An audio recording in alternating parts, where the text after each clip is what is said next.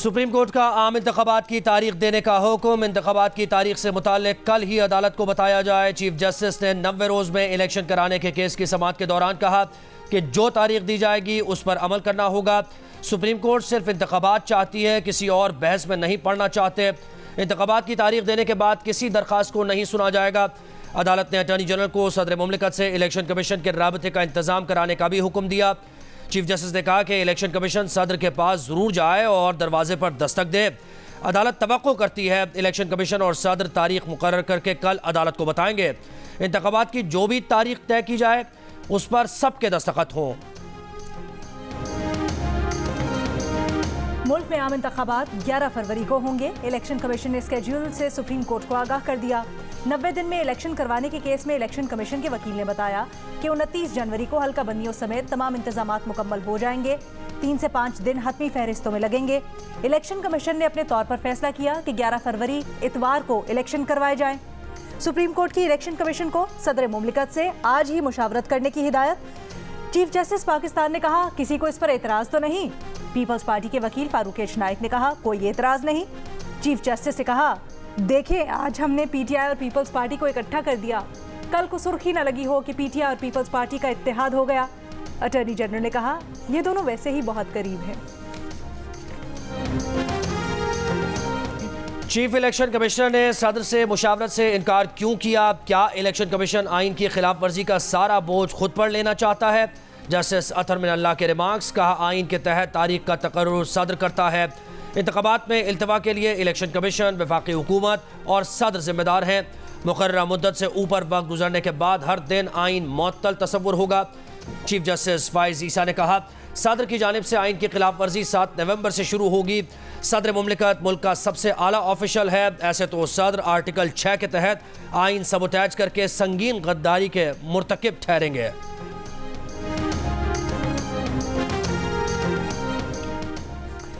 Supreme court bar के वकील आबिद जुबैरी ने कहा अदालत का अपना 4 अप्रैल का फैसला है कि सदर इंतखाबात की तारीख दे सकते हैं। चीफ जस्टिस ने कहा सुप्रीम कोर्ट के फैसले पर नजरसानी हो सकती है, सिर्फ इतना बता दें कि आइन में कहाँ दर्ज है सुप्रीम कोर्ट इंतखाबात की तारीख दे सकती है। एक दूसरे के काम में हमें नहीं करने चाहिए।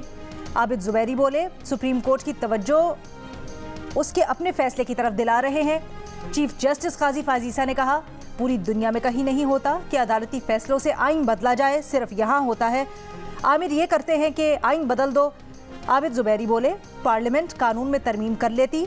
चीफ जस्टिस ने कहा हमेशा पार्लियामेंट को टारगेट क्यों करते हैं, चलने दे बेचारी पार्लियामेंट को।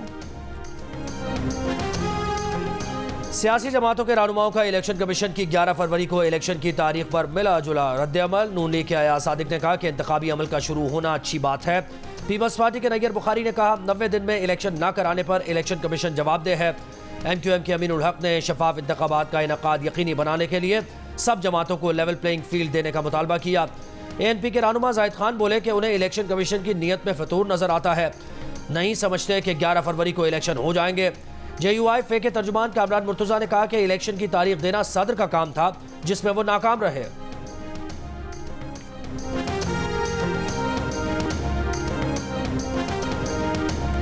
इसराइल का गजा के जबालिया कैंप पर 3 दिन में दूसरा हमला। मलबे से जख्मी और लाशों को निकालने की मोहलत भी न दी।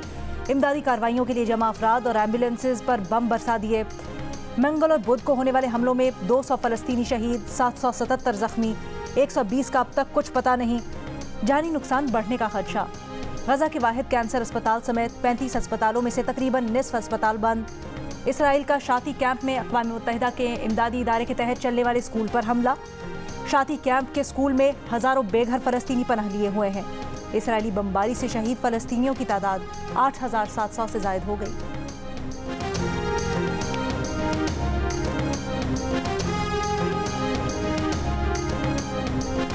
और इंसानी बुनियादों पर गजा और मिस्र के दरमियान रफा बॉर्डर क्रॉसिंग आज फिर खोल दी गई। गजा से निकलने के इंतजार में लोग जमा। गजा से मिस्र जाने वाले 15 ममालिक के 596 अफराद की फहरिस्त जारी। गुज़श्ता रोज़ तकरीबन 500 अफराद रफा क्रॉसिंग से मिस्र गए थे, जिनमें 80 से ज़्यादा शदीद ज़ख्मी फ़लस्तीनी भी शामिल थे। सदर UAE का कहना है कि इसराइली हमलों में ज़ख्मी 1000 फ़लस्तीनी बच्चों को अहल खाना के हमरा इलाज के लिए UAE लाया जाएगा। अमाराती वज़ीर ख़ारिजा का सदर रेड क्रॉस से राबता, तरीक़ाकार पर गुफ्तगू। डॉक्टर्स विदाउट बॉर्डर्स का कहना है कि गजा की पट्टी में इस वक्त भी 20,000 से ज़्यादा ज़ख्मी महसूर हैं।